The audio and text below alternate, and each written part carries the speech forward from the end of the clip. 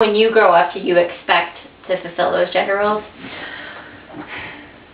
Not that I expect to, but I kind of want to. Really? Yeah. Tell me about I want to be a soccer mom, and I want to bring all the orange slices to their soccer games, and I expect the dad to work. I'll work too, but, you know, I expect him to work and be, you know, kind of the hard ass on him a little bit. And mow the lawn. Mow the lawn. Because I don't like to do that. You don't like to mow the lawn? Alright. Okay.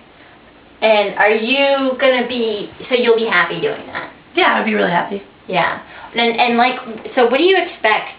So you said, you know, you expect the husband to kind of be the hard ass with discipline. Do you think that you feel that way because that's how your family was? Or do you feel like that because that's kind of what you imagine a father to be? My family wasn't really that way. It was more my mom who was disciplining us a lot. And I know for a fact that I can discipline because I'll be a teacher. That's true. So that's like kind of a big part of my job. But for whatever reason, in my head, in my imaginary future, like I just expect that to be more of the father's role and for me to be more of like a nurturing mom. And while you've been here, you dated somebody a couple months ago. Yeah. Let's talk about him. Let's talk about him. Let's talk about him. How was he masculine and how was he not masculine? He was masculine in the sense that he could chug an entire beer in one gulp. Okay. He was taller than me. He had the male genitalia. That made him masculine. And he liked sports. Right. Was he, I mean, he was pretty chivalrous. Yeah. He really was. He was very chivalrous, and that was part of his main appeal.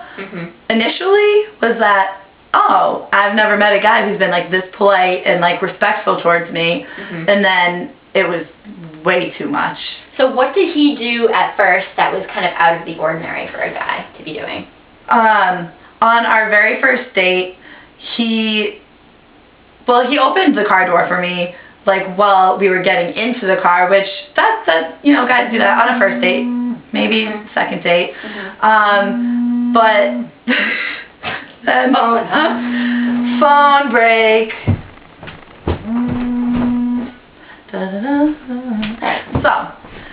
But then when we parked at the restaurant we were going to, he said, don't get out of the car, and he walked around the car and he opened up the door for me.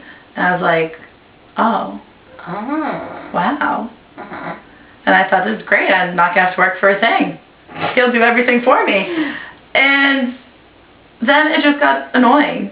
I felt suffocated. And I just felt like he was trying too hard. And I felt like I had lost my independence.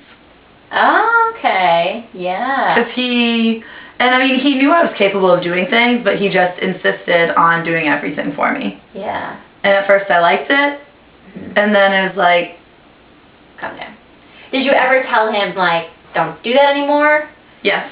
And what was his response to that? His response is, okay, but I just like to do things for you. Okay. And I got that, but I also like to do things for myself. Yeah, that's true. You do. And one thing that I really didn't like that he did was the pet names. He would literally call me Sugar Buns, Honey Bear, Cinnamon, Sweetie Pie. It was like outrageous. I was like, you can call me Babe. Twizzlers. Reese's Puffs. Okay. I straight up told him, I was like, you can call me Babe and that's it. I don't like being referenced to as food or fuzzy animals because I'm a human being. Okay. So what about him wasn't so masculine? He wrote me love letters on a weekly basis. And it wasn't even like 15th century, we're separated by war, I can write you like once a year love letters. It was like mushy gushy, roses are red, violets are blue, I'm in love with you. Every single week. I remember that. And a lot of things were misspelled and grammatically incorrect. Yeah, and you didn't like that. I didn't like that. So what was it about receiving these love letters that made you, like, did you think of him as less of a man? Yeah. I absolutely did. I felt like the man in the relationship.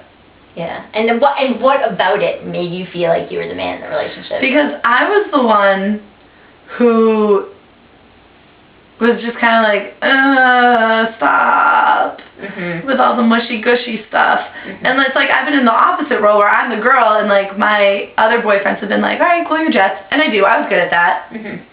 But he just like he wouldn't stop, and I just feel like I was the one who wanted the space and who wanted to do my own thing, be independent, not have to tell him everything I was doing, like who I was hanging out with, in that respect. And I feel like typically it's the other way around. It's the guy in the relationship who's like, oh, I'm going to go have a guy's night.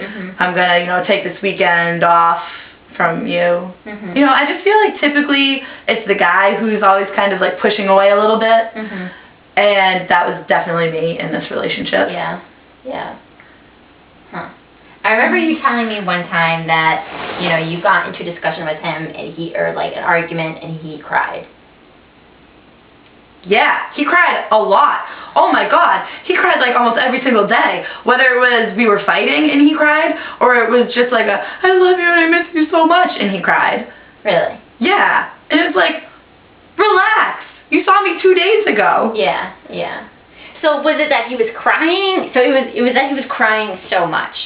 Yeah, like really bothered. I respect when a man cries because usually every time I've experienced a man crying, it's been like the first time I've ever seen him cry. You know, and it's like, oh, it's a little more emotional, it's a little more like deep and meaningful. But it just got old so fast because he cried. Every day is an exaggeration, but easily once a week. Something would happen and he would cry. Yeah. I think that's kind of it. Okay. Thanks. You're welcome. All right, well that wraps up Pillow Talk with Sarah and Molly.